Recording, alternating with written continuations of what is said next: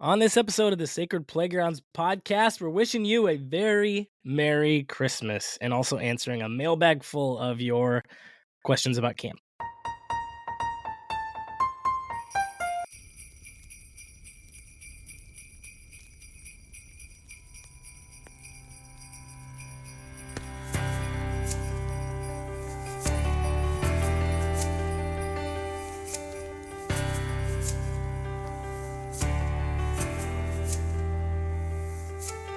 Welcome to the Sacred Playgrounds podcast. We're behind the mic and behind the research, turning insights into impact and numbers into North Stars for camping ministries and the intrepid leaders that serve them.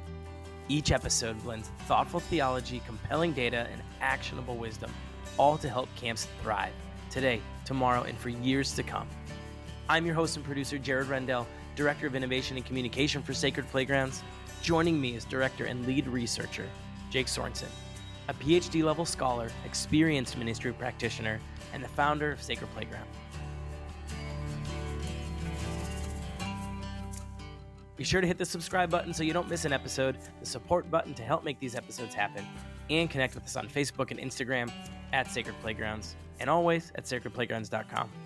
Explore with us what God might have in store at your Sacred Playground.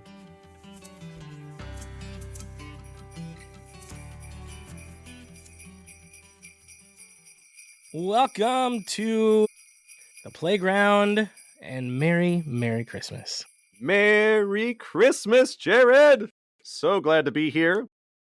Glad to have people hanging out with us. Just a couple days out. Yeah, people are probably listening to it on Christmas because what else would they be doing on Christmas Day but listening to the Sacred Playgrounds podcast? Into their Christmas plans. I'm just confident. We're going to have family time, and we're going to listen to the Sacred Playgrounds podcast and get excited about camp. If any of you do that, you have to send us a little proof, and we'll send you something fun. I don't know what it's going to be yet, but we'll send you something fun for dedicating that. Love it. Merry Christmas, everybody. Yeah, we're just a couple days out for Christmas. This is going to be a quick episode. It's going to be kind of a mini episode as you are. Maybe you're in the office doing some last minute things, or maybe you're already out, or maybe it's after Christmas, and this is just part of your Christmas, the bigger season of Christmas, right? Mm-hmm. That doesn't just stop on the day. Correct. It actually starts on the day. Starts on the day. Yep. Right. My church season purist friend there. Love it. Well, I mean, if we're going to talk about we're using the words Advent and Christmas, like Christmas is a season. It is. And we just use it as license to add those 12 or so days and a month onto when the Christmas decorations are still up. Absolutely is what we use that for. Well, you can't take the Christmas decorations down until the snow melts, right? You got to stay jolly. You're wrong. Exactly. And if they're red and white, they become Valentine's decorations. Exactly. All right, so we've got some questions. These questions came from you, so it's kind of a mailbag episode. We're going to be just answering some quick questions, and Jake and I'll chat through those back and forth, and we've got a Christmas blessing for you, and that's it. So a little quicker episode as you are in between things, and then hopefully off for some time with beloved family. This is great. So Merry Christmas. That's our plan. Merry Christmas, everybody. Santa's. Shall we? Got to open his mail. Letters to Santa. What do we got? Santa. These were not written as letters to Santa, but that's what they are today. All right, Jake, it's the Christmas season, and we are hoping for gifts, not lumps of coal. And so in that spirit, here's a question from a program leader. How do we get staff to be nice to each other? I want to and of course that comes with a little bit of wondering oh, is this a is I want to laugh issue? Cry to Hopefully this question. Right. I want to write to this person and say, are you okay? How do we get staff to be nice to each other? Oh, there's so much behind that question. Wow. First of all, I'm so sorry for whatever is behind this question that your staff are not being kind. We live in a world where unkindness is being celebrated, and we've lost sight of the fruits of the Spirit. We've lost sight of just the amazing blessings that we get and we recognize during a season like we're in, like Christmas season, where we talk about going out of our way to be nice to each other, going out of our way to give gifts and good things to people, to forgive, to reconcile, all those things. Goodwill. And so capturing some of that Christmas spirit and let's say Christian spirit It's not just Christmas, it's Christian spirit and the fruits of the Spirit. Capturing that at camp is so important. How do we get staff to be nice to each other? So let's start with hire kind staff. Let's start there. Let's start with, who are you hiring? Have you done background checks on these folks, and not just run them through the FBI system? That's not what I mean. I mean, are you checking references? Have you sat down with these folks? Do you know people who know these people? Do they come highly recommended? Why are you hiring these people to come work at your camp? They say they want to do it. Do they know what they're getting into? Are they the right person? If they're not the right person, don't hire them. Let's start there. We want kind people to be working on our camp staff. And so let's start with who we hire and how we are vetting the people that we hire. And then a lot of it comes down to, staff are going to be kind to each other or nice to each other if they like each other. And I'll go a little deeper with that than that. Not just if they like each other, if they love each other. Because sometimes we don't necessarily like or would choose to hang out with the people we're on staff with, but as siblings in Christ, we are called to love one another. And so even when people are like, gosh, that person really annoys me, but that is my sibling in Christ, I love that person, and we are going to have this reciprocal relationship where we are loving to one another. And so developing that as an ethos, and that starts with you. So develop that as an ethos, as a philosophy of who you are at camp. This is who we are. We are kind to one another. You are going to be kind to your campers. You're going to be kind to one another, because this is what we do. We pretend at camp. We pretend that we live in the kingdom of God and that the kingdom of God is breaking into this world, because it's true. When we act that way, we are ushering in God's kingdom now, and we are proclaiming the presence of Christ in this world. And so we act in a different way when we are at camp. And this is why we do that. And so starting with that philosophy, and then doing the work of building the trust and building the community. And this goes, we talked about this during our staff training episodes. Are people there for your staff orientation?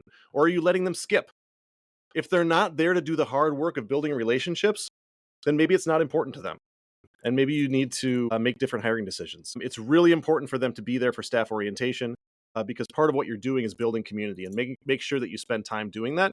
And so that staff actually get up in each other's business and learn to love each other, and really practice that being kind and being nice to each other during staff orientation. These are all things where you set the tone early on. And so those are some of the big pieces of advice that I've got. And then I think the follow-up would be, so that's all prep work, right? That's all prep work. It's who you hire, it's how you vet them, it's how you train them, it's how you establish things during staff orientation. And then when you have incidents, don't let it go. Make sure there's serious consequences when people are being unkind. That's a violation of our covenant and our relationship.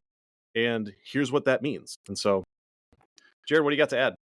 Yeah, it's mostly just to piggyback to say, you do that through your language. You do that through modeling, and you do that through your language. Some of what you're saying, right? Establishing that culture has to do with the words you say, right? The words, how you write, how you communicate, especially in advance of and during those important times. So yeah, your language really matters. Your modeling really matters. If I've seen a staff breakdown, it has been more often than not because of a leader who tried to be a boss, had a hard time finding the balance between boss and best friend, right? And that can be hard to find. I get that and have been there. It's hard to find that sometimes, because you can't just be a buddy only, and you can't just be a big mean boss only. There's a way for us to be kind and to lead well at the same time. And so we can be there, and that's an important thing to find. When we aren't modeling that, when we are focused on this authoritative idea, staff culture breaks down pretty quick. And when there's a complete lack of it, it breaks down pretty quick. So if you've got a leadership edge, that might be it. And two, kind of tangibly, right? The way that we get there, especially in those orientation and training times, you give them a common project. You give them something to co-create together. We've talked about that with training. If your training is completely mapped out and it's just one way, you're training and just talking and just talking and just talking, that can miss some opportunities to let them co-create some stuff, build some stuff together. When they build things together, when they co-create things, that is one of the best ways to create trust, to build the trust that you're talking about. Thanks so much for this question. This is really good. It sounds tough. And so it might require a culture change at your camp. If you've got staff that are being unkind, and you know who those staff are, don't hire them back. Hmm. It's about changing the culture. And I know that's a hard thing to say and to hear, but sometimes we need a refresh and we need to tell people that this is why. So, all right. Thanks for the question. There's one. Question 2.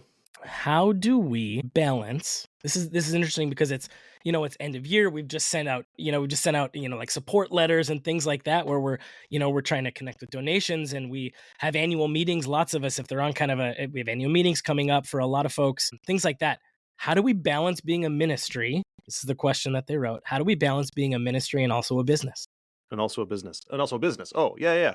No, this question comes up all the time, and this is something that we should keep asking ourselves. We should bring it to the board of directors that we have. We should talk about it with our staff. I want you to have this discussion, and we'll give you a 10-second or a 10-cent answer here, but like really talk about this and really dig into it with your board members and with your staff. Okay, you start there, right? You show ministry and respect to your people, and you get on the same page. And so, one, the big piece of advice for you is to keep your mission central. What is your mission? Let's keep it central. The big difference between a ministry and a business that's not a ministry, I would say, is that the business is going to be there for itself, right? It's there to perpetuate itself, or to do a service, or to make money, right? And we're there for the purpose of ministry. That is what we exist for. And so we're not there to simply turn a profit. And so how do the programs that we have serve the mission of our ministry? That has to be at the forefront of every decision that you make. And you have to make smart business decisions. And so it's both and, right? But the ministry becomes first. You don't sacrifice the ministry for the sake of the business. Really diving into best business practices, making sure that operations are up to date, making sure that you have your books checked and you do audits, and all of these really important business practices help you stay faithful to your ministry. So the word that I'm going to throw out there, our big religious word, is going to be stewardship. This is a stewardship question. Okay. It's stewardship of your ministry, stewardship of your resources, and of the resources that people are providing for you. So keep ministry at the forefront, get on the same page with your team, and adopt good business practices for the sake of your ministry. I think it is helpful for us to realize that like these aren't two ends of a spectrum. Correct. It's not ministries over here and businesses over here. Correct. And we're always making a decision that has to lean one way or the other. That's not how this is. Other more general faith-based prophets don't think like this. There's no reason for us to think that we have to make these decisions that can either lean this way or lean that way, right? Because that breaks things down quickly. When some of the interim work I did, one of the shifts, one of the things that the previous interim had been telling the board and building a budget off of this idea, like you've probably heard this idea of no margin, no mission. It's kind of a nonprofit thing. Like if you're not making money, it's a phrase, a saying that goes around there. No margin, no mission, right? You got to make money to be able to do the good. And they only took it that far. And we had to have a reframing conversation because the flip of that is also true. Yeah, like it's not that that's actually wrong, because yes, but the flip of that is so important, right? No mission, no margin. You are not, right? I'm not sure I like that phrase. I wouldn't use that phrase. I don't like the phrase at all. I wouldn't use that phrase. I wouldn't put that in people's heads. Yeah. And we had to. Yeah. So we had to have that conversation, right? Because I was like, no, this is not how we should be thinking about this. And I didn't. It took some reframing conversation with the board to say this is pretty contrary to what we're talking about. Yeah, we don't exist be anything if we're not mission first. We don't exist to just perpetuate ourselves, and to stay alive. We exist for the mission of building up the kingdom of God. And if we're not doing that, then the ministry suffers, and we're not fulfilling our mission. And so it's okay to close sometimes. So, all right. Right. Yeah. All right. There's 2. Here we go. Let's go here, Jake. Okay. How do we, so this one came up because this was a question that was asked in our Pulse Check survey, and it came up in different ways about a dozen times. Okay. And so here's how we're going to ask this. How do we stay current? How do we stay relevant? And this is true. This is a question for campers and families and staff and partners too. How do we stay current and relevant to campers and families and staff? Current and relevant. Yeah. This is people float this question a lot of times in different industries and in the church as well. Are we relevant anymore? And I want to Hmm. make sure that when we're talking about a question like this, we're clear what we're addressing, because the ministry that we are entrusted is relevant. And the model of Amen. camp is relevant. So we don't have to stay relevant in that sense. And I don't think that's what the question is asking. Because we want to be true to ourselves and our mission. And so sometimes people take innovation too far, and they innovate themselves out of their very mission. And we want to make sure that we're not doing that. It goes around as a buzzword sometimes, and staying relevant and Hmm. adapting to culture and things like that. The gospel is relevant and desperately needed in this world. Camp is incredibly relevant right now and needed more than ever because of all the challenges that society is facing right now. And I mean, we can make a laundry list of them and talk about how camp responds directly to those challenges. And so when I hear this question, what I would say, the way I would answer it is, there are ways that we can bring the message of our mission and ministry to people in updated ways. And so, how do we stay relevant? Sure, we can use the media that the people are using currently to make sure that we're getting the message across. So, are we able to reach young people through some of the apps that they're using and some of the social media things that they're using? Are we on there, or are we relying on some of the older technology? Where are the people? Where are they engaging? How are they engaging? We can engage them in those ways when we're messaging about our camps. What I want to make sure that we're not doing is compromising the fundamentals of what camp is in order to quote unquote be relevant. And so I would answer it as a messaging issue and as a communications issue. There are ways that you can do that in relevant ways because that's where people are and are listening. Yeah. Yeah, I think my gut answer to this was what you started to allude to was about presence. Yeah. That's Okay. the answer. Good. Be with them. Say more. You want to stay current and relevant? Go be with them wherever they are, right? You talked about some of those digital spaces, and that is true in those digital spaces, and that's true in physical spaces as well. Go be with them. Go out and be with them. Camps have a really hard time operating in a silo. Camps that are not connected to, and this is where this does get a little real, because another dozen questions in that list of questions was around, well, what about churches that aren't getting engaged with as much? What about that? We've talked about church engagement a bunch. And what about all of these other things where engagement feels down? These people are still there. They're still out there. They're engaging in different places. And so being in your community, your key leaders being in your communities, having presence on those digital platforms where they are, right? Asking your staff about what that looks like this year and what that looks like the next year. Being present with them in digital faces and digital spaces and physical spaces is the ongoing answer to that question. You want to stay current? Go be with the people. Yeah. Be present. That's great. I like Yeah. that. Thanks for that. All right. Let's see if we can get one more in here, Jake. Yep. Let's hit it. How will we've talked about, tech a handful on this podcast overall, and our overall clear answers will remain similar, I think, here, but I liked how this asked this. Okay. So Fire away. it says, where will connected technology be in the coming years, and how will that affect what campers and staff expect during their camp experience? Wow. We've seen that, right? We've almost it felt like we sort of started to answer that about a decade ago in the initial research. Yeah. And now we're looking a decade later going, Yeah. okay, here's where connected technology is, and here's how it. So now it's like, okay, what's in another decade? So What's I this mean, gonna look I'm like? not a futurist, and I don't know where is connected technology going to be in the coming years. I am not the right person to answer that particular question because I don't know if we're going to have chips implanted in our brains in 10 years or what. But there's going to be new technology. We can definitely be confident in that. And so, how is it going to affect campers and staff?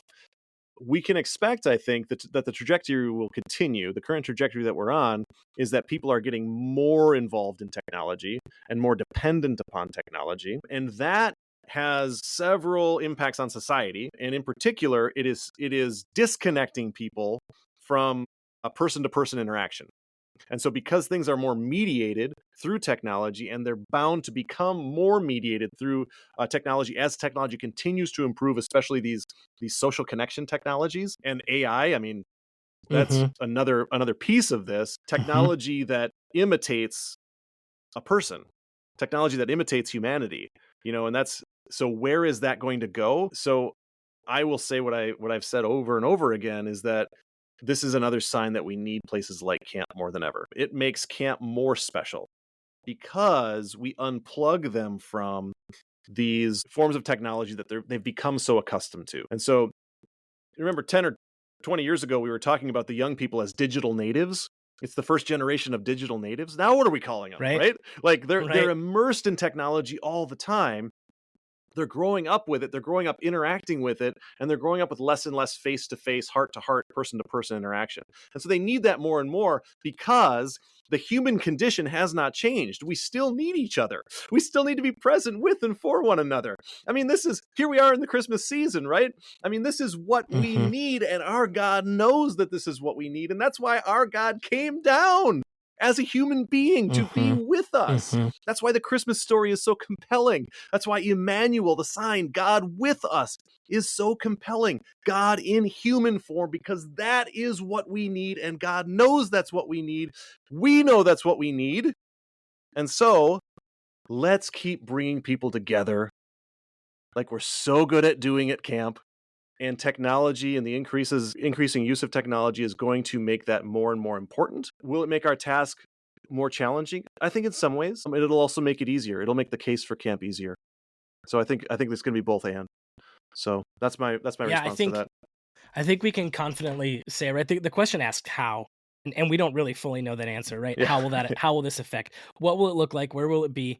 We don't know the answer to that because it moves so fast. And how will it affect campers and staff and their expectations of the experience? We at least know enough based on the last 10 years of how we did it to say it will. It will make a difference for their expectations, right? Parental expectations that we've talked about over and again, it will, right? And so we know that much, at least. One of the other questions that was kind of connected to that was around, you had mentioned AI, and like, okay, how can this be used to enhance our ministry, and how might it detract or be a distraction? And I think, again, the affirmation of that, yeah, it could be both of those things. I think there's some space for things like to do some good things for efficiency and productivity. When camps run really lean, right? They run operations and things like that really lean. There's some life to some productivity things there is where to lean into that, and to lean away from the things that, to your main point, Yep. disconnect us. Correct. Right, is the main thing. Yep. That's where it becomes distraction, detraction. If it disconnects them, and whether it's a small staff in your own, in your own little bubble, you need to be so connected, or your summer staff, and obviously out to your campers and families and communities, leaning into connectedness and creating space for it. AI can be a tool, but don't use it as a replacement for relational connection. Yeah. Don't let it write all your emails to personal contacts. Make them personal, because the discipline of doing that brings you closer and to a heart-to-heart relationship with the other. And so we don't want to lose that. It can be a valuable tool in so many ways, and including in communication, but do not lose the connectivity, and do not sacrifice the relational connection. Jake, you got to a spot where we want to end on, and that was reminding us that connectivity is what God cares about, and what God did on this Christmas season. The incarnation was about connectivity and relationship, coming to be with us, coming to be Emmanuel. So let's give these camp leaders a bit of a Christmas blessing as we sign off. So camp leaders, may these last few weeks of this year be blessed with a presence, with God's presence, and presence with the people that you care about the most. May you be rejuvenated and refilled in your spirit. May God come to you like God comes to us all in this Christmas season. And may that take you to new places with new energy, with a refreshed spirit for what God has for you. May the light, the love, and the peace of Christ, who has come into this world, is breaking now even into this world, and will come again into this world. May that fill you and give you strength for the work that God has for you ahead. Merry Christmas, everybody. Thanks for listening. Thanks for your ministry. Merry Christmas, all. Thanks for listening to the Sacred Playgrounds podcast.